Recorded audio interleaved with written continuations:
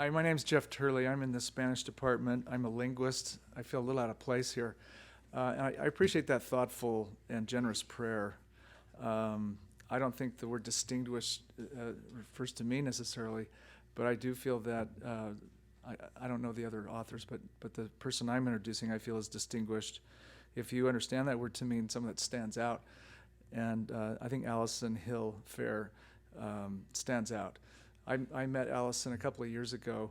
We were in a ward together, a student ward together, and as we became acquainted, I discovered that she was in a writing program, and I was intrigued because I like to read, and I like to read fiction, and she was generous with me and shared some of her fiction with me, the projects she was working on, and that's a little scary to give your stuff to people that you don't know very well.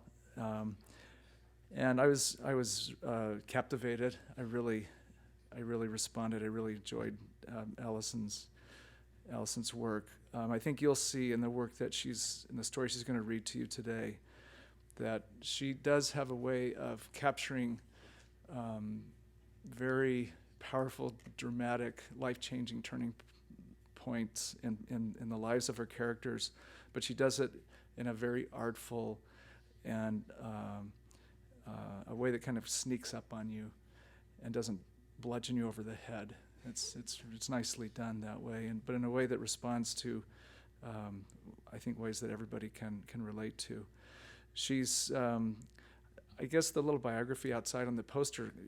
If you want to know kind of the bullet points of her life story up to now, you can go read that. But she's from the Northwest, and the Northwest figures prominently in her stories. She carries that. I guess you can take the girl out of the Northwest, but you can't take the Northwest out of the girl, right? That's what's happening with Allison. And she's currently in an MFA program, second year of that program. And I'll just finish by sharing a little bit about what she's currently involved in. She's writing, or I guess I don't know what stage to call it, the ideation stage of a novel. Can I tell the title of the working title? Called Josephine and the Layers of Time and Space. Didn't I just grab you? Don't you want to just read that right now? And I think it's going to be fun. We actually have had some conversations about ideas, and Allison was an editor for me. She edited a work that I translated that involved a 17th century Spanish ambassador who went to Persia, and she read the whole thing and did some great editing for me. And as a result of that, this ambassador, Garcia, got under her skin, and I think she might work the voyage to Persia on the ship into her story, into her novel. That'd be fun. So we're kind of, she's helped me brainstorm a little bit about the language aspects of that. But anyway, this is a upcoming star. She's got a publication coming up in Inkscape, and I am happy for her about that. So without further ado, I present to you Allison Hill Fair.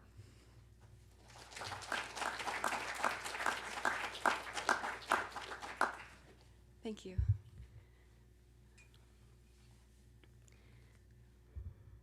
Wetland. Small and weathered white, the Enumclaw farmhouse on Mud Mountain Road stood at the corner of a 3-acre piece of triangular land, which was wet and green through most of the year. In the winter, the ground froze and left the cow pies hard as bark. During the summer, the fields were supple and pleasant and should have been even now, 1 month before fall.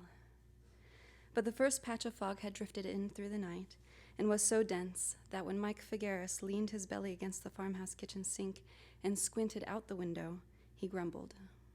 A hazy white wall covered his pasture. Fog meant early rain, and early rain meant that everything outside was wet and would stay wet through the season.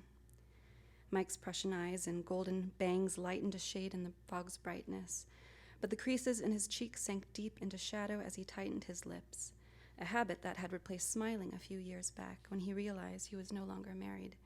The habit aged his 30-year-old face by several years. Mike sighed, his voice gruff and sudden, and he wet his mouth and throat with warm goat's milk from a mason jar. He clicked his tongue against his teeth. What a mess. The clippings from the pear trees and blackberry vines, which he'd hoped to burn while still dry, were still packed behind the shed. He'd have to remove the mesh and burn the branches and leaves before lunch. Mike threw back his head and swallowed the last bit of milk from the mason jar when the kitchen door hinge squeaked sharp and he withdrew his eyes from the fog. He spun around and wiped the milk that dripped from his lips. A boy stood under the door frame, gripping the knob, which was high above his head. His eyes were blue and startled big. The periphery skin was pink and swollen from crying. His hair was platinum blonde, frizzy over the ears, and his waistline crooked. With a muddy feeling that rose in Mike's chest and retarded his day's motivation, he remembered last night. Mr. Kaczynski's long white face at the front door, mumbling the words, "Wife's sick, no better place for the boy," and the boy's sleeping heavy body dropping onto Mike's shoulder. There was no time to protest. The previous times Mike had seen the boy now flashed through his memory. Last spring at King's Hardware, the boy was sitting in the screw and nail aisle, stirring bolts with his fingers, while Kaczynski bustled with King about Hoover and agriculture. Then 2 summers before that, at the farmer's picnic, the boy was eating peanuts from a paper cone while watching the baseball game. And 2 years further, at the Buckley Bakery, the boy was a squirming baby in Mrs. Kaczynski's arms, reaching for warm babka pound cake. Each time Mike had seen him, the boy had stared back, quiet and transfixed. Mike felt his heart would drop to his boots each time he'd seen the boy, and he'd leave before a response was necessary. The boy looked at Mike now in this manner, lips wet and open. "Hey," Mike blurted. His voice was rough, unprepared. "Spend some time, eh, kid?" The boy stared. "How old are you now? 4? No, 5 years?" Mike walked forward, steps wide and quick. He crouched in front of the boy and straightened his waistline with one jerk. The boy's hand dropped from the knob. "Spend 4, Mike clicked his tongue. The boy blinked. "Well, come on." Mike led the boy to the kitchen table and lifted him to a chair. "Fire's out in the stove," he said, and walked to the gas range. "Gotta take care of the wood today. The oats and milk are still warm. You can have some while I'm outside." Returning to the table, he set a jar of oats and milk in front of the boy. "There," he said. The boy peered at Mike through the clear glass of the mason jar. His brows and mouth were squiggled shapes, but his eyes were a fixed line to Mike's face. Mike hesitated to move. "Stay there," he said. "Drink that. I'll be outside." The boy stared at the jar, unmoving, while Mike spun around and exited the kitchen, and then the house. The screen door sprang back and clapped shut. Mike marched down the front steps through the fog, following the pebbled walkway that led to the yard.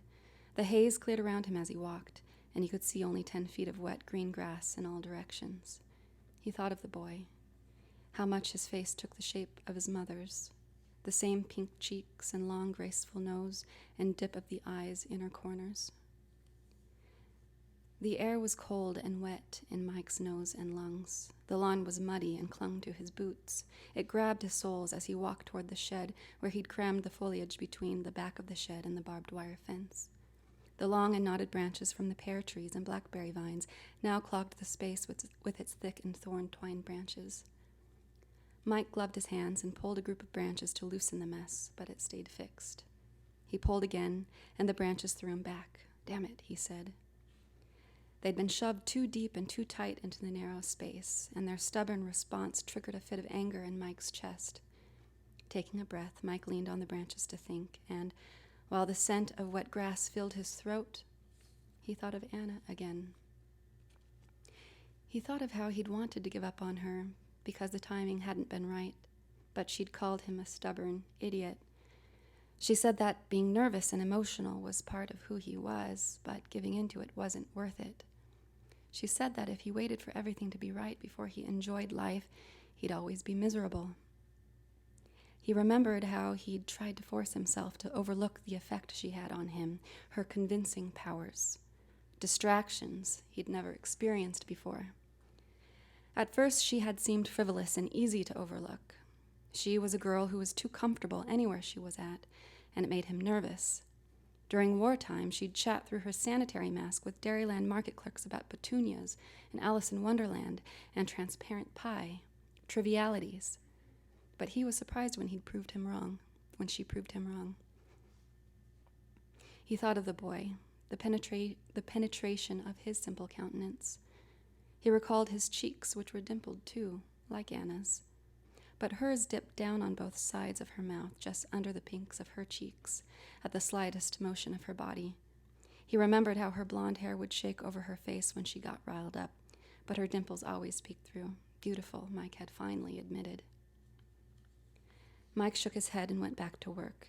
With 2 hands, he grabbed the center of the bush wall and pulled, rotating his shoulders and pulling again hard until the foliage unraveled. Dirt fell onto his boots, and the mesh loosened just enough for him to drag a pile to the center of the yard, with a tail still unraveling back to the narrow passage. He dropped the bulk at the rim of the fire pit. There the boy stood, now wearing a thick green cardigan and unbuckled shoes. Mike's cheeks twitched. "Boy, I told you to stay inside." He yanked the trailing brush, and when it unloosened quickly, unexpectedly, he fell forward, his boot stuck in the soggy grass. The boy remained quiet and still as the fog. "Do you speak? Don't the Kaczynskis speak to you?" The boy stared. For a moment, Mike didn't move, only wondered what the boy was thinking when he looked at him that way. He wondered how far back the boy could remember, what he might say if he opened his mouth, how his voice would sound. Mike felt that if the boy did speak, the ground would rise with the sound and suck Mike's boot and body into the earth. The boy opened his mouth. "What are the trees for?" he asked. His voice was light and raspy and stung Mike's nerves. Mike twisted his boot from the mud. "Burning 'em," he said, sniffing loudly. Gathering the whole group of branches, Mike dragged them over to the edge of the hole and shoved everything in. The dry pear leaves shook and rustled. Several drifted off, and the boy caught one between his palms and giggled. Mike's throat flinched, and a short laugh like a hiccup pushed through his lips. "This here," he pointed to the fire pit, "is a fire pit. It's to keep the flames in one spot." The boy's eyes danced over the pit and branches. He crushed his leaf in his hand and wiped it onto his sweater. "The hole helps keep the flames..." Mike raised his hands in front of him. "Keeps the fire kindling and moving, growing." Mike motioned the spreading of fire with his fingers, and the boy's head moved from side to side. "So now what do you think is next, kid, to burn this? We need one more thing." The boy sucked his bottom lip, and with a soft, firm voice, he said, "Fire." This surprised Mike. "You gunned it, kid. Fire." Mike slapped his leg. The boy let out a rolling laugh, and his eyes dipped in and glistened. From his chest pocket, Mike withdrew a small red box, slid back the lid, and lowered it to the boy's chin. The boy peered down at the compact row of blue-headed stick matches. Mike pinched one from the box, held it under the boy's nose. "Smell that?" The boy sniffed. "That's phosphor, means it's fresh." Mike swiped the head against the lid, and an orange flame burst from the blue tip. A sneeze of smoke whirled upward. The boy watched the flame roll down the stick, golden blonde with a blue hot base. Lowering the burning match to the branches, Mike lit the perimeter under the brush in 3 spots and repeated with a second match. The small flames caught and climbed up the wood. Mike leaned his head toward the boys. "You like that?" he asked. The boy nodded. "Want to try it yourself?" The boy withdrew his eyes from the fire and fixed them on Mike's. He nodded again, his eyes round as rocks.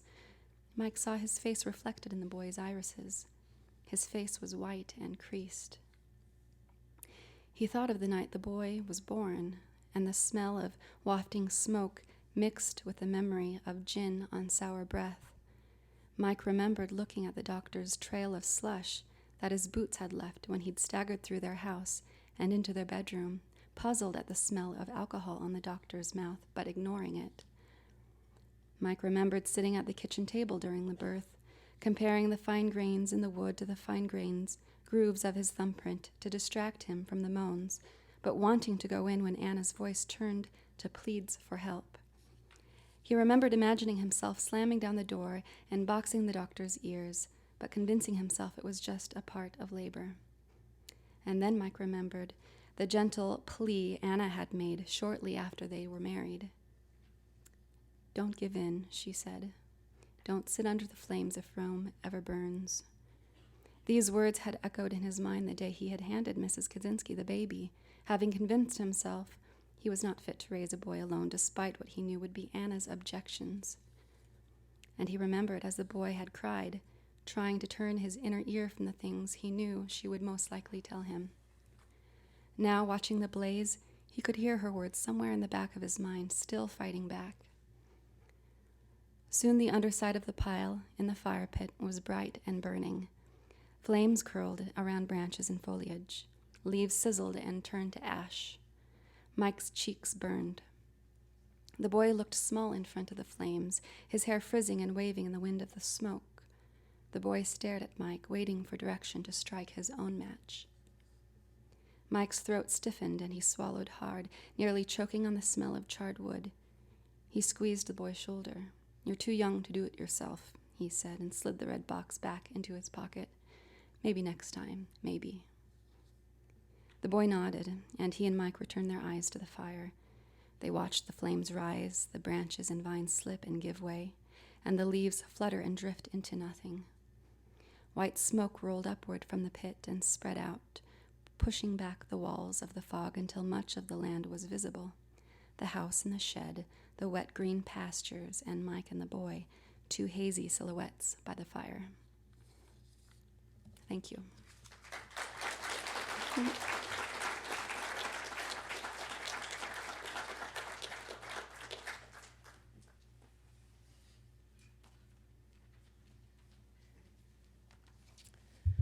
So I first met Katie Wade in an undergraduate creative writing class, and she was very nice to me, and I wondered why. I just remember going out of her way asking how I was, and I found out that she was working intramurals with my husband, and later ended up marrying my husband's cousin, so we're related. But she was very nice, and I later found out also that she's just a very nice person. Who also happens to be very fierce and crazy on the football field because I've played intramurals with her. So she is a woman of contradictions, very athletic, very no mercy, very crazy in that way, and then you read her writing and it's beautiful. So I recently came across something that describes my own encounter with Katie Wade's poetry. Wayne Booth, giving us 4 ways to approach literary criticism, stated, "Some authors offer us rich, imaginative moments of reconstruction. Some engage us primarily in active thought about the truth of things. Some emphasize questions and choices, and some cover the whole range." Katie Wade's poetry covers the whole range.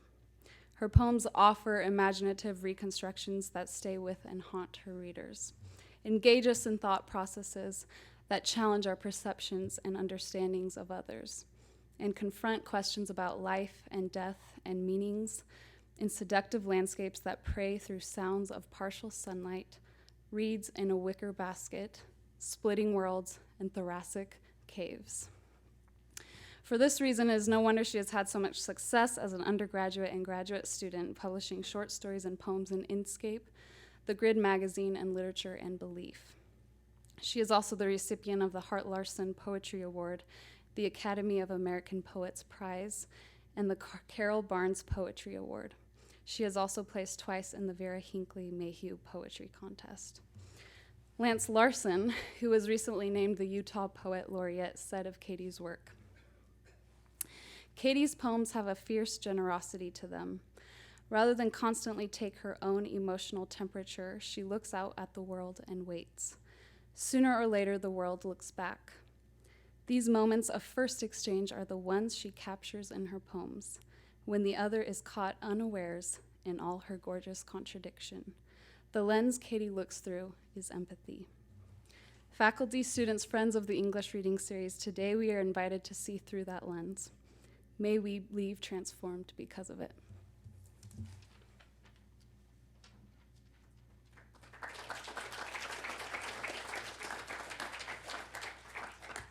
I'm sure you can tell from that introduction that Tara herself is an excellent writer. Thank you for that, Tara. So this first poem I'm going to read, I've read before. Some of you may have heard it at the Inkscape reading a few months back, but I want to give a little bit of background to it. So I'm kind of at a funny age right now where a lot of my friends have children. By myself, don't have children. So this idea of like pregnancy and birth and the miracle of life really freaks me out. And I think this comes from watching probably too many movies, like Disney movies, where the child was orphaned by their mother at birth, right? Which with modern medicine probably isn't that common anymore. But about a year ago, my best friend had her first child, and these things were constantly on my mind, and I talked to her about it a lot, how it feels to have a child in your body, this relationship you create with it. And I found myself having a lot to say to this child of hers, and this poem kind of spawns from that. It's called To My Sister's Unborn Child. If you come, come quietly, sounds of partial sunlight, fall, leaves slipping. Be mindful of the space you've left, no longer an ally. Let her cry. There's a sting in the splitting of worlds, a heartbeat she protected with her thick skin, 2 hands running up and down, searching for the shape of you. The world of separation, you floating through reeds in a wicker basket, a hollow mother who has never met the pharaoh, nights breathing her isolation. She feels you holding on, and it is the tonic she needs, involuntary desertion. The idea will soothe her in those last moments when you leave, curious of the world. She will miss these days most, the 2 of you by the window, your warm cheeks, eyes folded shut, the timid prayers of your palms still cradled inside her. This next poem comes from kind of 2 places. One, I spent a lot of time as an undergrad during my summers working in a facility where with live-in hospice patients. And during one of those summers, I also visited the Body Worlds exhibit in Salt Lake. I don't know, it was like 4 or 5 years back. I don't know if anyone got to see it, but it's an exhibit. People can donate their bodies after death, and they're displayed in muscle form, tissue form, nerves. And I was really interested in the difference between the reverence I felt for the human body when visiting this exhibit, and the idea of how the body is so temporal, which I felt a lot when working with hospice patients. So this comes from that. It's called Body Exhibit. We paid $20 to see the sun glint off the winter blue building before we disappeared into thoracic caves and gray matter, the deep breaths we took between heartbeats. We stood finger widths apart in front of that glass case, both of us thinking how there is a process to becoming dust, that one day someone will expose our hearts in an icy basement on a steel table. And both of us were thinking we would rather it be our thoughts left behind in place of cold fingers and thin lips. So one of the things I really like about poetry is the way that you can manipulate syntax and grammar, and a lot of rules you can kind of throw away and let language do its work. This poem was an attempt to write a poem in a single sentence. It's a prayer, and I feel like for me that's the way prayer is. It just kind of flows. It ended up being 2 sentences. That's also a nice thing about poetry is I'm in charge, so I can do that, right? Okay, so this is called Conclusions. This is a prayer to amen, which begins with an ah or ah and ends with men as things often do. For me, they are a loud voice shaking mid-sermon and bright lights and a choir and a television screen, and I sit in front and watch that movie about all those nuns. And though it's just an old movie about old nuns, I want them to dance and sing and kiss old men or young men, but they are too busy bellowing your name, amen. Amen they say, and amen they clap, and amen they walk upstairs and brush their teeth and say their prayers, amen, and again, and I'm begging you, amen, to let those women go, because I'm sure they are tired and want to climb into bed and want to feel a man there, amen, and they will pray in the morning, they promise, just right now they want to be held by real hands on real earth and cotton, and they can't help but stay up each night, lying there in all their incorruptible glory, in all their wash me and I shall be whiter than snow, in all their valleys and their shadows and their deaths. So these last three poems are ekphrastic pieces, and if you're not familiar with this form, ekphrasis is a piece of writing about another piece of art, so like a novel written about a movie, or in my case, a poem written about photos, which is, I find myself writing these often. I'm really inspired by photography. And this comes from a photo I saw in the MOA a year or so back. It was an exhibit on suburban life. This was a picture I saw of a woman sitting on her lawn next to a lawnmower, and for some reason she just intrigued me. And this is called Infertile. What I'm trying to say is the woman never cuts a break. They seem to knock her like a door, up one side, down the other. They play rook late at night. Betty and Roger from next door, her husband, laughing at the cards she plays, the silly woman she is. On good nights, she plays a hand the way she was taught. Better late than never, they all say. She crinkles those words through the gaps in her teeth and swallows them whole, every Tuesday and Thursday, a day between to digest.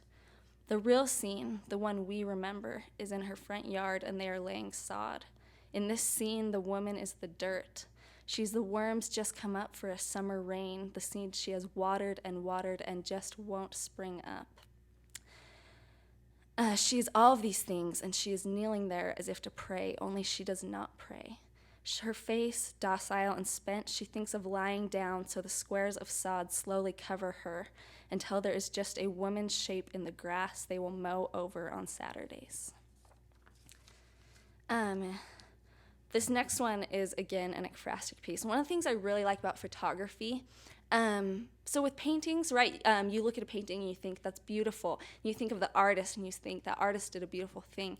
But with photography, especially portrait photos, you look at a photo and you think of that person, right? You become more immersed in the medium and you think of the subject because they're a real person in this photo. This comes from a picture. I won't describe the picture. Maybe I'll let the poem do that. But I think that's just what interests me about this kind of ekphrastic work. This one's called My Father as Elvis. He was jealous of his own hips. The metronome they were, simplifying everything into a long, hard swing to the right and left. He could never get them to comply in the kitchen at night the way they did on the dance floor, hurling women around like they were roadblocks in his route from point A to happiness. He would stay up late devouring salt on potatoes, rubbing his hands together to spread it around. Less salt in more places, more space in more places to fill with himself only and me. Mornings, I would watch from the floor as he stood side profile in front of the mirror, palming his gut. Feet planted, he would eye those hips and say, if ever there was a king of fried chicken, it is me. This is my last poem. About a year ago, I spent some time in Belize. I'd never been to like Central or South America, so it was an eye-opening experience for me to be around people who have different financial or economic expectations than me, and I spent a lot of time being really touristy and just like hanging a camera out the window and snapping pictures of everything I saw.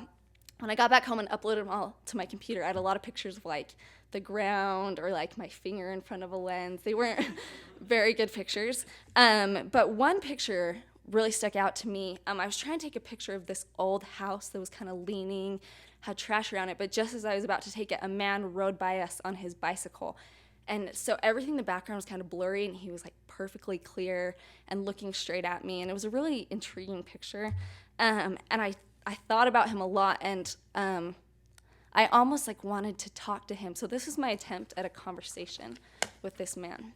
It says, man on a bicycle in Curacao.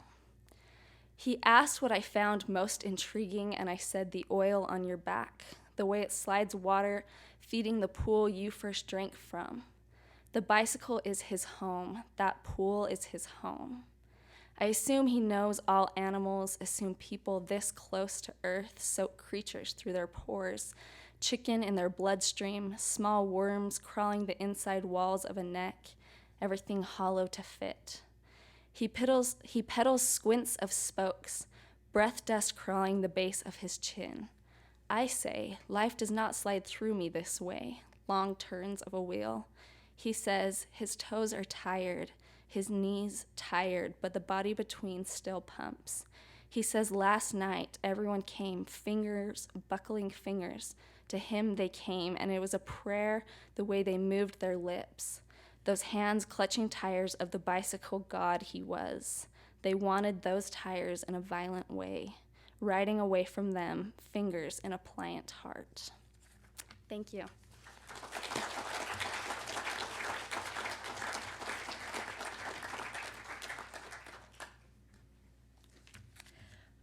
I wasn't planning on saying how I met Liz, but everyone else said how they met the person they introduced. So I met Liz about 9 years ago at an anything but clothes party, and I was wearing swimming pool floaties and rafts, and I don't remember what she was wearing, but I know somebody was wearing a barrel. So Liz Theodosia Knight grew up in Utah, mostly in the outdoors, where she still likes to spend most of her time river rafting, cross-country skiing, and traipsing behind her hunting husband and Cedar the dog. The activities that take her outside often make their way into the collection of essays she's writing in pursuit of her MFA in creative nonfiction here at BYU, where she also teaches writing. Among Liz's many accomplishments are placing in the David O. McKay Essay Contest, receiving the Doug Thayer Research Award in composition, and accommodating more popcorn in her mouth than any other member of her third grade class. Popcorn is still central to Liz's sustenance and success. I'm happy to introduce Liz Knight.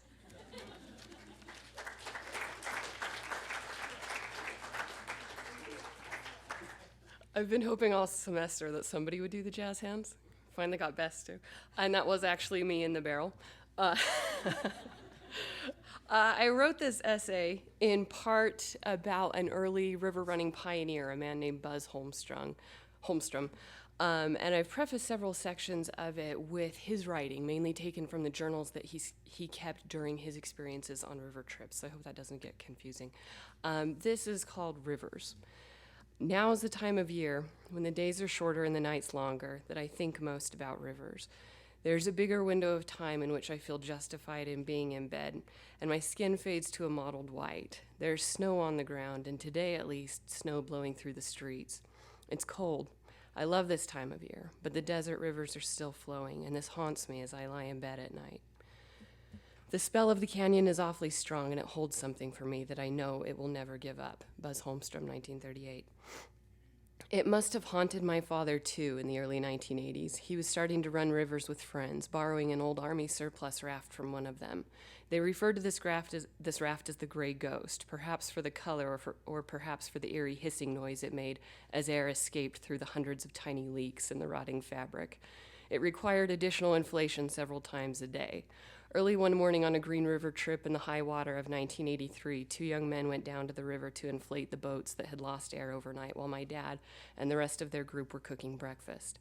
They pumped until the tubes were taut with pressure, and as the group ate, the sun rose from behind the butte, heating the camp, the sand, and the air inside the rafts, which expanded until the feeble fabric burst with a loud crack.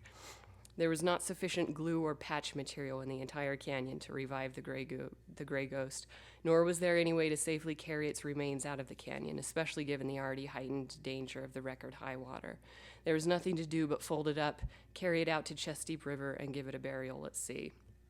The loss of the Gray Ghost was the impetus needed for my parents to purchase a raft of their own, and as the water returned to normal levels in subsequent years, the Gray Ghost emerged, silt filling in the crevices in the folded rubber, the footsteps that carried it to its final resting place, long since erased by the water's movement. We used to stop at that site on family river trips, walk up the beach, and pay our respect. The remains of the boat became harder to find as the years went on. The shape of the beach was different each spring. The sun bleached the material to the same color as the sand, and the invading tamarisk plants sprouted up and thickened all around it. I haven't seen the Gray Ghost in 10 years. It's impossible to capture, to witness every moment that takes place on a river, and it's jarring to realize that life in the canyon goes on without me. This may be my last camp where the roar of a real rapid is echoed from the cliffs around, and I can look at the stars and moon only through a narrow slit in the earth. Buzz Holmstrom, 1937. Rivers must have haunted Haldane or Buzz Holmstrom as well. Holmstrom was a service station attendant in the tiny logging town of Coquille, Oregon, who in the 1930s inexplicably developed an interest in running rivers. He designed and built his own boats with varying success and began piloting them down the rivers closest to his home: the Rogue, the Coquille, the Chetco, the Umpqua, and the Smith, a new boat for each river. With no prior river running experience and no one to instruct him, he was forced to learn quickly how to row and to read the currents. As time went on, he expanded his realm to include different sections of the Salmon River in Idaho, before quietly setting his sights on the Colorado River through the Grand Canyon. Throughout the winter of 1936 and 37, he wrote letters to some of the well-known Grand Canyon river runners of the era, asking for advice or inquiring about working as a boatman on their trips. Many of these individuals formed the impression that Holmstrom was just a cocky kid looking for attention. He corresponded briefly with Frank Dodge, who would be leading a survey trip through the Grand Canyon, but Dodge was unimpressed with Holmstrom's nicknames and the misspelled pencil-written letters he sent. He only grudgingly offered to let Holmstrom join his expedition as a passenger, provided that he pay his own way. Holmstrom thanked him, but continued to seek out other options, finally deciding to put together his own trip. In late 1937, he became the first person to float solo the length of the Green and Colorado rivers, though not intentionally. A friend had simply backed out at the last minute. As America was crawling out of the Great Depression, Buzz Holmstrom drove a $10 car pulling a homemade trailer and boat to Green River, Wyoming. He arrived on October 4th with a small camera and $15 worth of film, $100 in his pocket and $17 in the bank, and without fanfare launched on the river. I know I have got more out of this trip by being alone than if a party was along, as I have more time, especially at night, to listen and look and think and wonder about the natural wonders rather than listen to talk of war politics and football scores. Buzz Holmstrom, 1937. His journey lasted 52 days and took him 1,100 miles down the Green River through Ladore, Desolation, and Gray Canyons, to the river's confluence with the Colorado, through Cataract and Glen Canyons, and finally through the Grand. His experiences were chronicled in his journal and by his encounters with other boaters. He launched several weeks behind Dodge's expedition, but caught up with them near the end of his trip, meeting Dodge face to face for the first time. When asked if he hadn't been scared to make the voyage alone, Holmstrom replied, "Gosh, I've been scared since I left Green River." Dodge revised his opinion of Holmstrom dramatically. He later wrote, "Something shone out of his eyes, something of wonderment and relief, that the worst lay behind him, and that he was with friends, and only a little more to go. I think if one man can love another, that we all loved Buzz from that moment on." Camp just below Rapid, with the last bad one above me, the bad rapid that I've been waiting for, nearly 1,000 miles. I had thought once past here my reward will begin, but now everything ahead seems kind of empty, and I find I have already had my reward in the doing of the thing. Buzz Holmstrom, 1937. I'm unsure why he chose to do an autumn trip, especially as many of his journal entries mention the cold weather. One of the few cold weather river trips I've gone on was a 30-day Grand Canyon trip in the winter of 2002 and 3 that nearly imploded from the personality conflicts that were teased out of the initially polite group. I was there with Sean, a longtime family friend, and in those long days of such incessantly close proximity, his facade of honesty, kindness, and trustworthiness failed both him and me.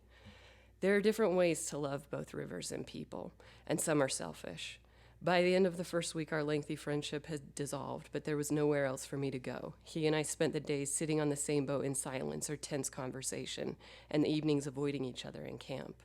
Not long into the trip, I made a mistake while rowing a rapid called Serpentine. It's not one of the large rapids that the canyon is famous for, and our group didn't stop to scout it. I underestimated the force of the lateral waves coming from the left and let our boat turn sideways. I washed out into the freezing cold water, and Sean threw his weight onto the high side of the raft to stop it from flipping. I clung to the rope that circled the outside of the raft, water leaking through the necks and cuffs of my paddle jacket, filling my knee-high irrigation boots and soaking through the layers of fleece and wool underneath, while Sean rowed the boat through the rest of the rapid and crowed in triumph when we reached the rest of the group downstream. I awkwardly hoisted myself into our raft, weighed down by my soaked clothing, invisible against Sean's pride. He had beaten both the river and me. I sat in shivering silence as he rowed the remaining hour to camp. He didn't offer me the oars for the rest of the trip, and my confidence was too shaken to press the issue. That night I avoided dinner and stayed in my tent, tears running down my cheeks, as I listened to Sean regaling the group with his version of my mistake, wishing that I were anywhere but in this particular wonder of the world. Some people have said I conquered the Colorado River. I don't say so. It has never been conquered and never will, I think. Anyone who it allows to go through its canyons and see its wonders should feel thankful and privileged. Buzz Holmstrom, 1937. Sometimes I think about the geology of how a river canyon is formed. A weakness appears in a landmass, a result of its parent material and history, and then come the floods. This fault alone would be inconsequential, but with the added pressure of time and water, the rut grows deeper and wider, incessantly and irreversibly. The water follows a course of failure, preying on the weakness, refusing recovery. Sometimes I feel sorry for the river. It works every second of the ages, carving away at the rocks, digging its canyons. And again, I feel sorry for the mountains and rocks with the river gnawing at their insides. But I guess my sympathy doesn't seem very important to either of them. Buzz Holmstrom, 1937. My dad flipped a raft for the first time in 2005 while on a private trip through the Grand Canyon. I was waiting my turn on shore, recording my dad rowing through Specter Rapid, watching through the small camcorder window as he hit 3 enormous waves before being overturned by a lateral wave from the right. On the recording, you can hear my voice say, "He's over," before the picture becomes a jarring kaleidoscope of sand, rocks, and trees as I started to run back to my boat before remembering to turn off the camera. We righted the boat easily enough, and nothing of consequence had been lost. Later that evening in camp, I overheard my parents talking about the flip. My dad was looking down, shaking his head ruefully, his lips twisted into an expression of disgust as my mom said to him, "It's okay, Craig." I had said the same hollow words to him immediately after the flip, knowing they needed to be said, but knowing that they would make no difference to him. The river probably thought he is such a lonesome and insignificant little creature with such a short time to live that I will let him go this time and try to teach him something. It has not been so kind to many prouder people than I. Buzz Holmstrom, 1937. Buzz Holmstrom completed his Grand Canyon River trip on Thanksgiving Day, 1937. He had been told that one of the greatest dangers he would face was accidentally rowing up the wrong arm of Lake Mead once he emerged from the canyon, getting lost and running out of food. So he stayed awake and rowed all night rather than drifting, as many would do at that point. A tour boat driver stopped to talk with him that morning and offered to tow him in. He declined, having rowed every other river mile. That afternoon, a Boulder City promoter was taking pictures of the Hoover Dam and noticed a small, weather-beaten man in a tattered rowboat rowing steadily closer, eventually hitting the concrete face of the dam with a deliberate thunk. The man watched the oarsman pull his boat to shore, tie it up, then walk into town. Holmstrom telegraphed his mother from Boulder City, okay at Boulder Dam. Within a few days, he was back in Coquille and working at the service station. Today, he's remembered as much for his humility as for his boldness. I think the river is not treacherous, as has been said. Every rapid speaks plainly just what it is and what it will do to a person in a boat, if only one will read and listen carefully. It demands respect and will punish those who do not treat it properly. Many people do not believe what it says. Buzz Holmstrom, 1937. The quiet in desert river canyons is unlike any I've known. The water rakes at the sandy beaches and pours over boulders midstream. Wind scatters the leaves of ancient cottonwoods and the fronds of invasive tamarisk trees. Bighorn sheep scramble up and down impossibly steep rock faces, displacing shards of red sandstone that drop delicately into the river below. The sun and surrounding amphitheater of walls magnify these sounds, but somehow the moon muffles them, so that at night I hear little beyond my own thoughts, which inevitably lead me to the river itself and the current of people flowing through it. The river and canyons have been kind to me. I think my greatest danger is ahead, that I might get swell-headed over this thing. I'm going to try to keep my mouth shut about it, go back to work in the old way, and have it only for a memory for myself. Buzz Holmstrom, 1937. 9 years after Buzz Holmstrom completed this solo Grand Canyon trip, he took his own life at a river camp alongside the Grand Ronde River in Oregon. He was working as the lead boatman on a survey trip, piloting a scow boat for the first time. He had been hired because of his expertise, but that expertise did not transfer to the new river conditions as smoothly as he'd hoped. The other members of the party, most of whom did not know Holmstrom well, barely registered his increased concern. On May 18, 1946, after a difficult day on the water, he asked for the loan of a gun from the camp cook to go downstream and shoot a chicken. Some accused Holmstrom of cowardice, of fear of this new river. The La Grande Observer published a story on his death featuring a large photo of him, flanked by the headline, "Gives Up." Some, especially his family, refused to believe that his death was wrought by his own hands. Certainly, there were other concerns in his life at the time beyond his anxiety about navigating the river, and I can't blame anyone for chasing after an explanation other than the most obvious one. Holmstrom's mother, Frances, corresponded feverishly with his acquaintances, searching for any motive for foul play, any sign of unhappiness in her son. The information she received was inconclusive, and the hope she carried was unrewarded. 3 months after her son's death, she wrote in her journal, "No use, it seems, to keep up the battle." Frances found it difficult, as do I, to reconcile the nonchalant bravery of the man with his jealously private ending. This haunts me as well. And this essay concludes with a letter that he wrote to his mother from his Grand Canyon River trip, October 9th, 1937. "Dear Mama, I'm writing this as I lay in my sleeping bag, and this is the only paper I have up here. I had no intention of writing this letter now, but it is so beautiful here right now I must tell someone about it.